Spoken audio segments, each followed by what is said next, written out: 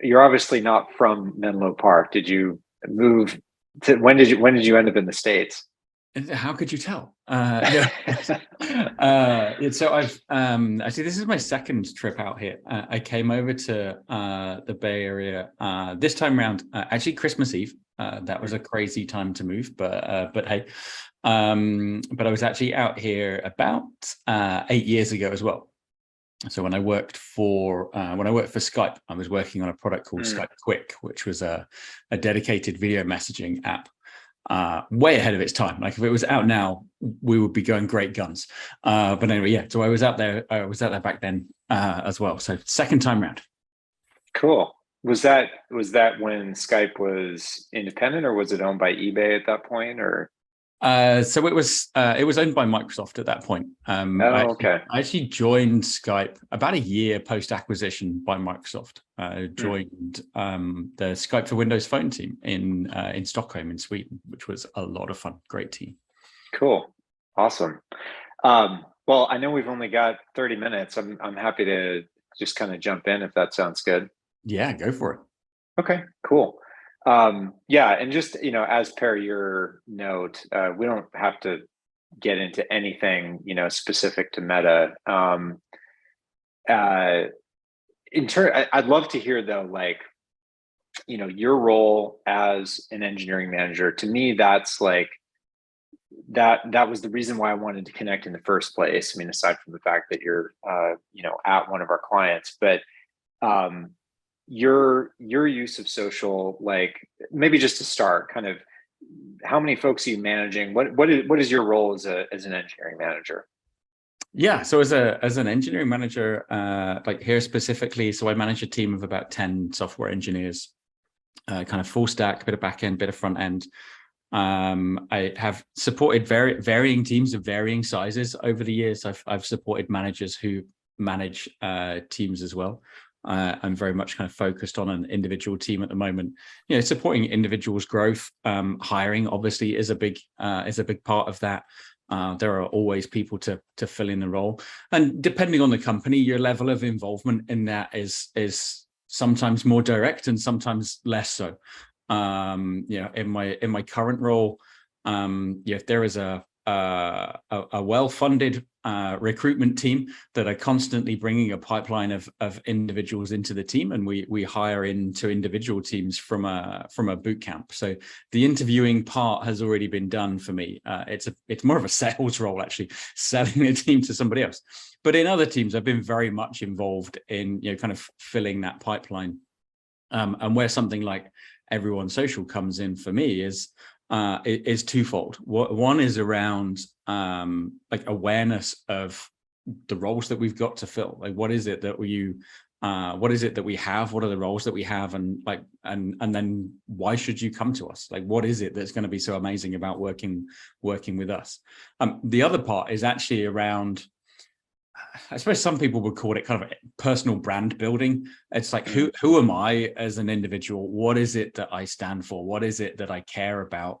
Which actually people really pay attention to on LinkedIn. Like, I don't know the last time you went to a job interview, Cameron, but the last time I went to interview for a job, like the very first thing I did was look up the interviewer on LinkedIn. It's like, who are they? What are they interested in? What are they passionate about?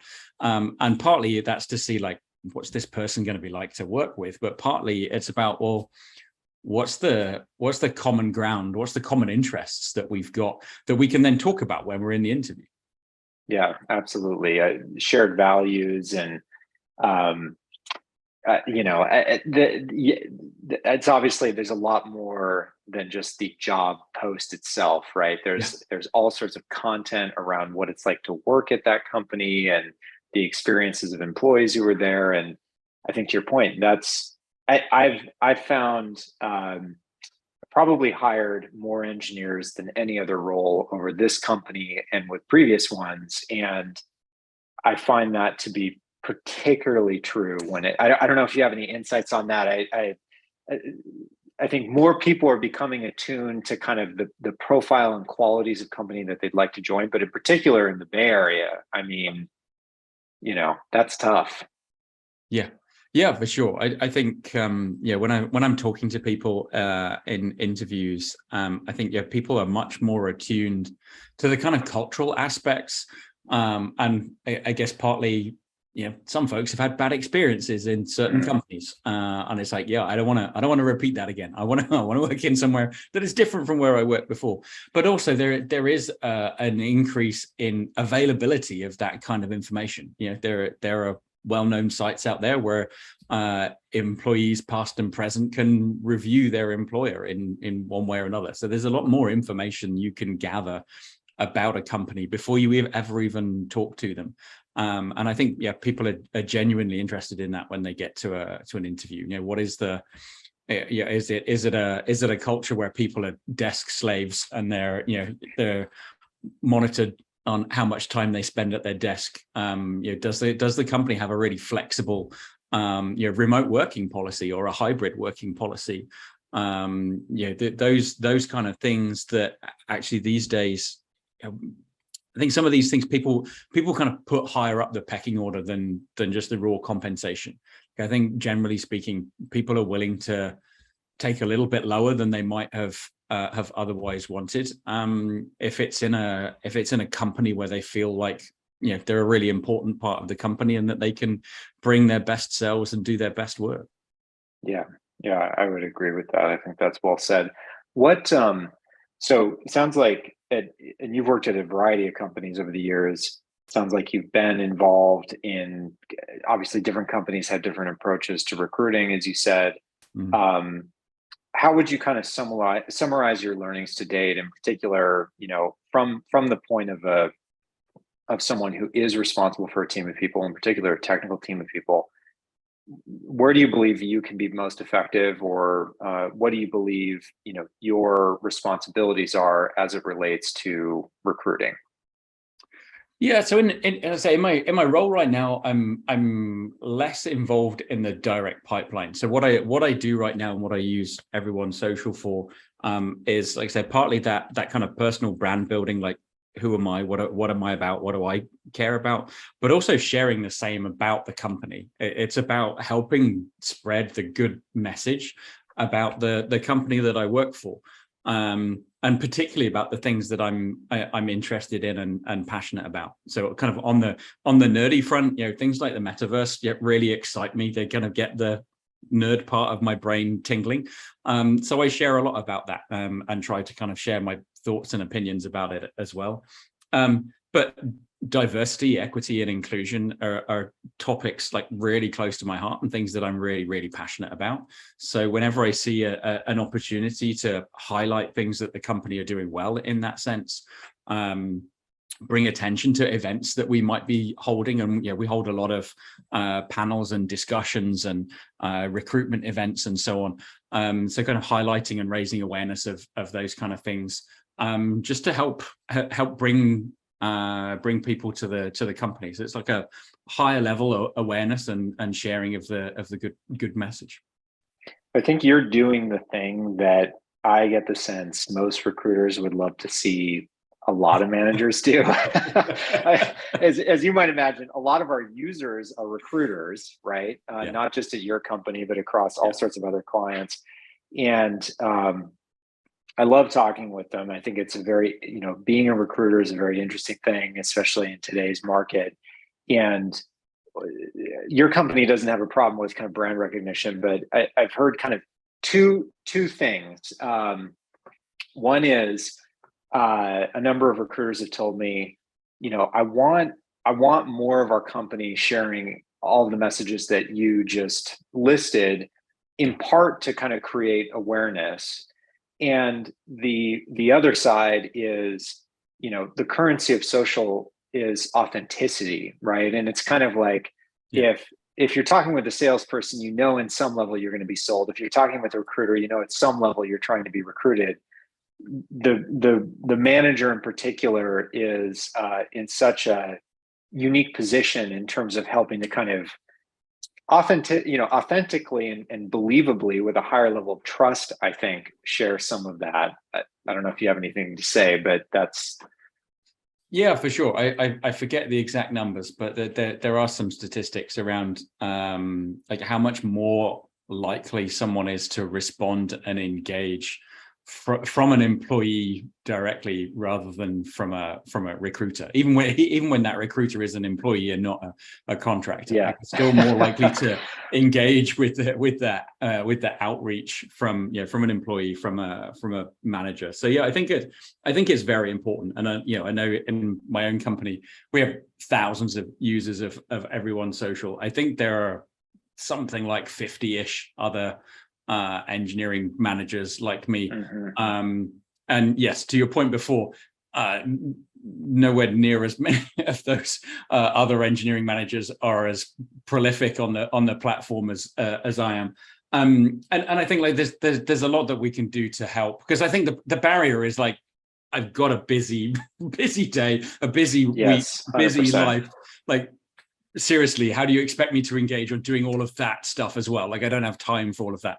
And that's that's understandable. Kind of part of what I've done is kind of partnering like with our recruitment team to kind of help educate other managers on, like, this is what the tool is, this is what it's for, this is how it's good for you, this is how it's good for the company, and like this is how easy it is to use, because actually it is. And I know I sound like I've just been paid to say this, but I haven't. It really is that easy. It's a kind of a feed like experience. You click on share, oftentimes there's some content provided for you in there already on whichever platform you want to share it to.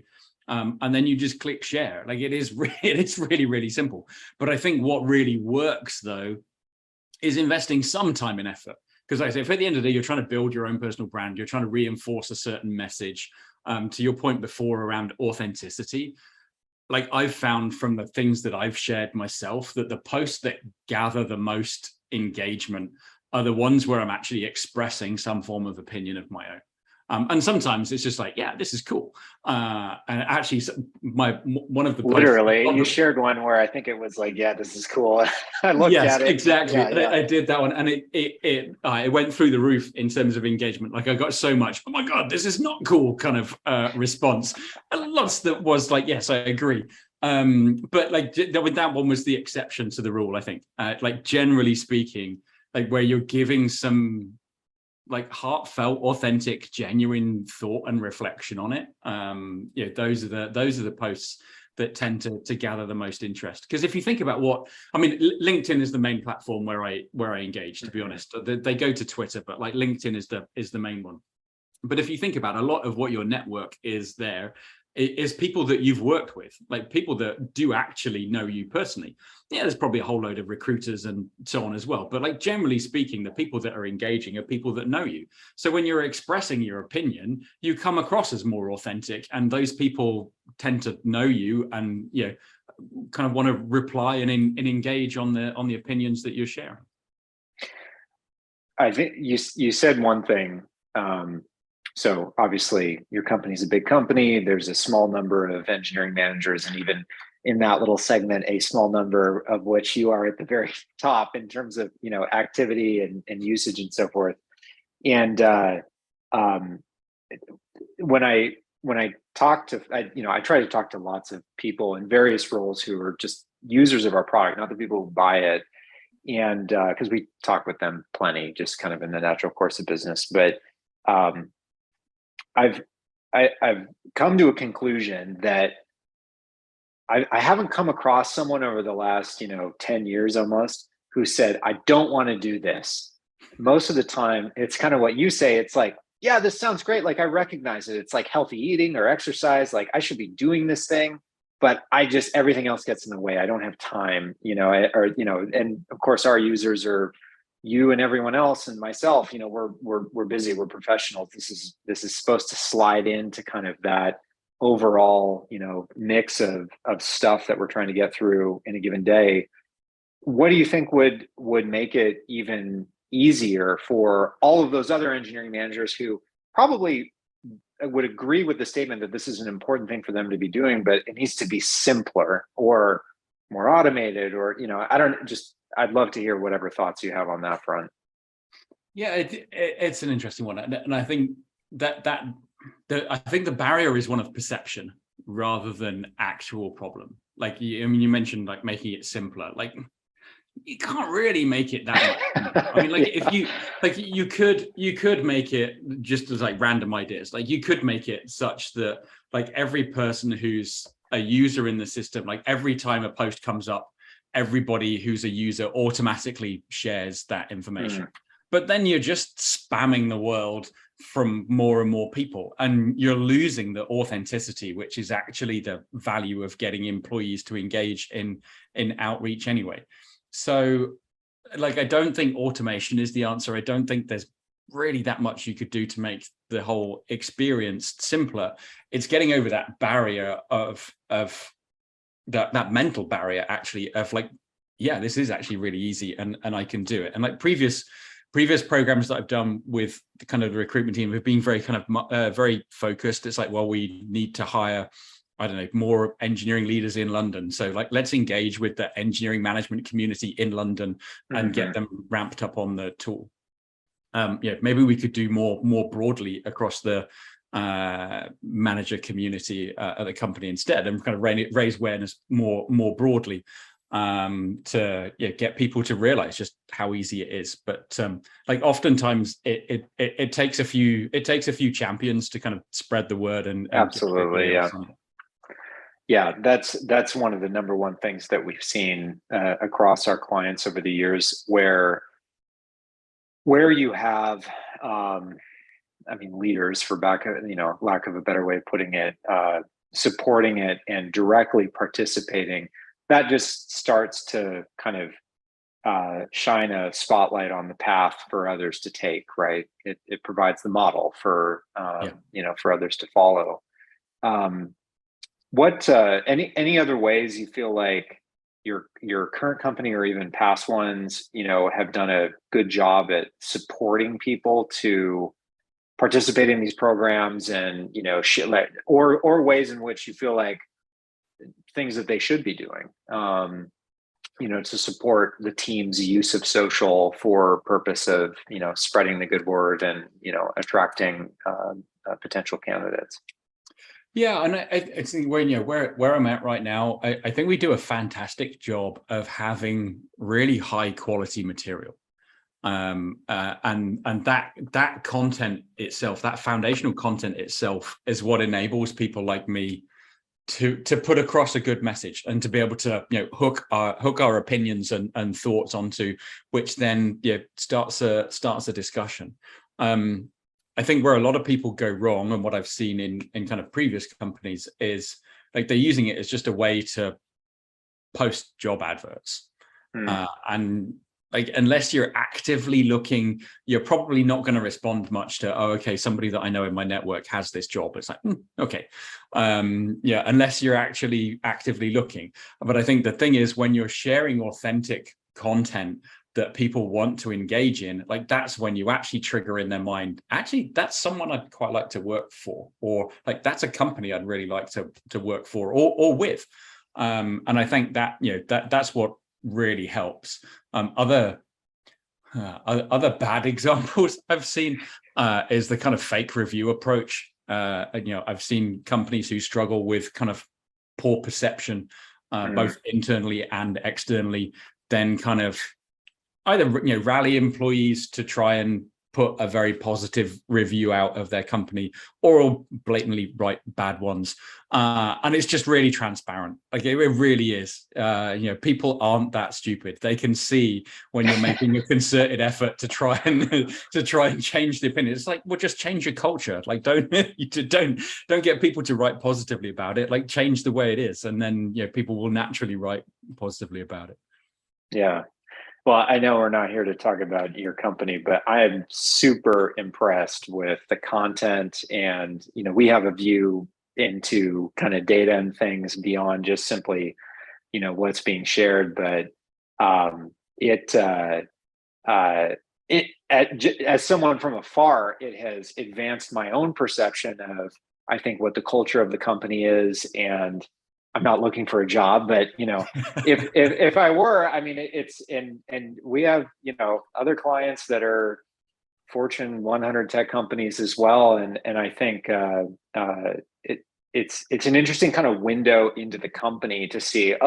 This, let's just say one of the top two companies in the world uses us for recruiting as well, and they have a completely different approach. And it's needless to say, I think the approach that your current company presents, it's so impressed with everyone we've engaged with and the content that we see. I mean, it's really a well-run, kind of well-orchestrated thing.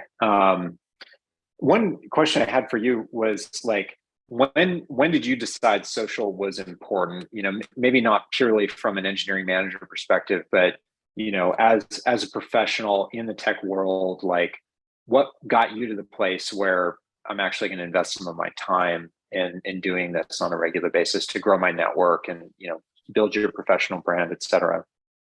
Yeah, to be honest, it wasn't until I came here that I was engaging as much on platforms like LinkedIn as I do now. Like I would, I would occasionally share the occasional thing that the company happened to have put out, or repost something. But I wasn't doing an awful lot when it came to the kind of personal brand building thing. And actually, it was exactly the kind of problems that I've talked about before. It's like I didn't have time. I was so busy doing my day job, I didn't have time to worry about building my own brand kind of thing. And then when I came here, actually I was part of that drive to use employee outreach as the way in which we engage with engineering leaders to help with recruitment, specifically in London, where I was before. And I was introduced to Everyone Social, and it's like, okay, this is a fantastic platform. Like, not only do I get to build my own brand on the things that I'm really passionate about, I actually get to do it off the back of someone else's content. Like I haven't got to worry too much about like how polished is the content I'm creating.